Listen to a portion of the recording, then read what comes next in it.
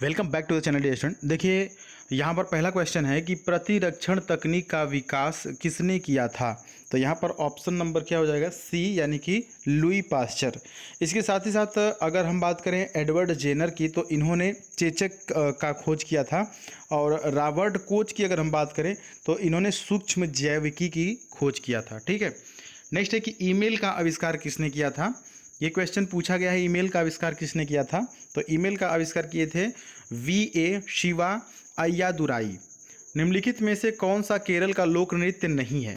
देखिए केरल का जो लोक नृत्य है वो है कथकली, कोयट्टोकली और थुलाल, लेकिन चप्पेली जो है वो नहीं है। Option D is right here. Next है कि अ बेटर इंडिया, एक पुस्तक का नाम है a better world, a better India a better world. पुस्तक के लेखक कौन हैं।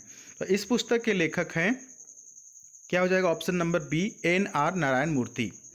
नेक्स्ट है कि बुल्स आई, बहुत इंपॉर्टेंट क्वेश्चन डियर स्टूडेंट, ध्यान दीजिएगा, ये क्वेश्चन पूछा भी गया है। बुल्स आई किस खेल में उपयुक्त होता है या प्रयुक्त होता है, बुल्स आई।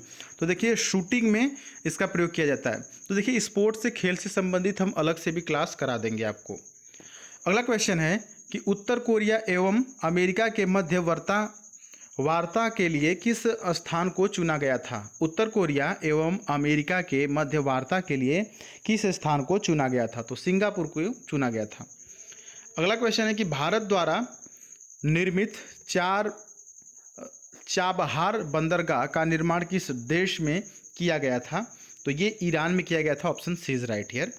नेक्स्ट क्वेश्चन देखेंगे कि राष्ट्रपति और उपराष्ट्रपति की अनुपस्थिति में राष्ट्रपति के कार्यकाल को,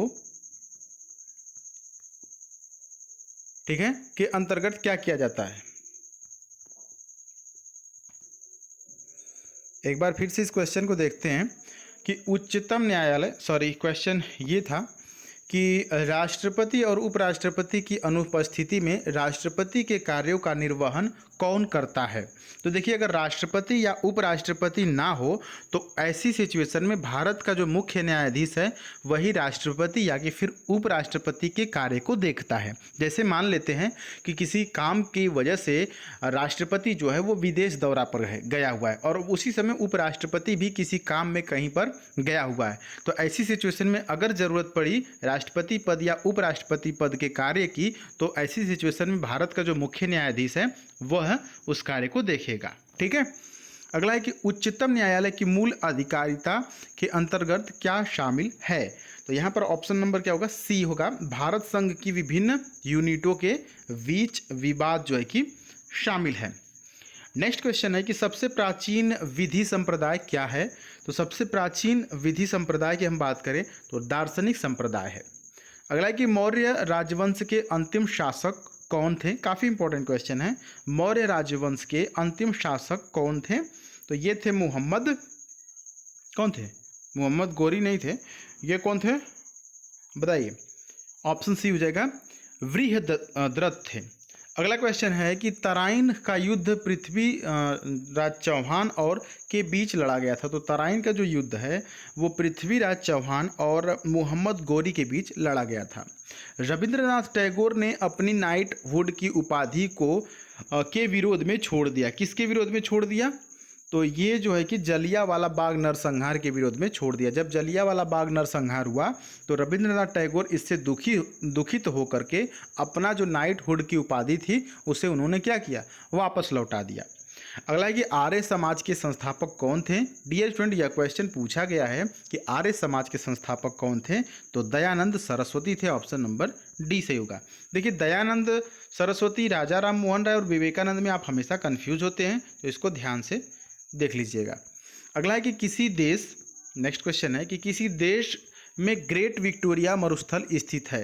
तो ये कहाँ पर है, डी ऑस्ट्रेलिया में है। किस पड़ोसी देश को land of the thunder dragon कहा जाता है। तो ऑप्शन क्या हो जाएगा, डी, यानी कि भूटान को कहा जाता है। भारत की सबसे बड़ी मीठे पानी की झील कौन सी है। भारत की सबसे बड़ी मीठे पानी की झील कौन सी है। तो ऑप्शन नंबर डी से हो जाएगा, यानी कि वुलर झील। अगला क्वेश्चन है कि निम्नलिखित भारतीय राज्यों में से किस में से कर्क रेखा नहीं गुजरती है। ठीक है, तो क्या हो जाएगा यहाँ पर, किसमें से कर्क रेखा नहीं गुजरती है? ऑप्शंस आपके सामने हैं। यहाँ पर क्या हो जाएगा, डी यानी कि उत्तर प्रदेश। उत्तर प्रदेश से जो है कि कर्क रेखा नहीं गुजरती है। बाकी मित्र पर गमछा झार, त्रिपुरा, मिजोरम, राजस्थान, झारखंड, इन जो राज्यों से है गुजरती है। हिमालय का तीसरा सबसे बड़ा शिखर कौन सा है? तो हिमालय का जो तीसरा सबसे बड़ा शिखर है वो है कंचनजंगा। बात करें फर्स्ट की, जो पहला सबसे ऊंचा जो शिखर है हिमालय का वो है एवरेस्ट, जो कि नेपाल में है और इसकी हाइट जो है कि 8,850 मीटर है। ठीक है, एवरेस्ट की हाइट 8,850 है। वहीं दूसरे नंबर की अगर हम बात करें तो दूसरा नंबर है K2, और K2 की जो हाइट है वो 8,611 मीटर है, जो कि भारत में है। तीसरे नंबर की हम बात करें, जो कि इस क्वेश्चन में भी पूछा गया है तीसरा नंबर, तो तीसरा है कंचनजंगा, माउंट कंचनजंगा, और इसकी हाइट है 8,598 मीटर, जो कि भारत और नेपाल दोनों में है। नेक्स्ट है कि एंजाइम की गतिविधि किसके परिवर्तन से नियंत्रित हो सकती है? किसके परिवर्तन से नियंत्रित हो सकती है? तो ऑप्शन नंबर क्या हो जाएगा, ए, पीएच से। नेक्स्ट है कि एंटीबायोटिक पेनिसिलिन की खोज किसने की थी? यह क्वेश्चन पूछा गया है कई बार, बहुत इंपॉर्टेंट है। तो ऑप्शन नंबर क्या हो जाएगा, बी हो जाएगा, अलेक्जेंडर फ्लेमिंग ने। पेनिसिलिन की जो खोज है वो अलेक्जेंडर फ्लेमिंग ने किया था। वहीं पर अगला क्वेश्चन है कि उस वाहिनी का चयन करें जो मूत्राशय से मूत्र का शरीर के बाहर ले जाती है। तो ऑप्शन नंबर ए सही है, यूरेथ्रा। फ़ारेनहाइट में जल का क्वथनांक होता है, कितना होता है, 212 Fahrenheit. Option B is right here.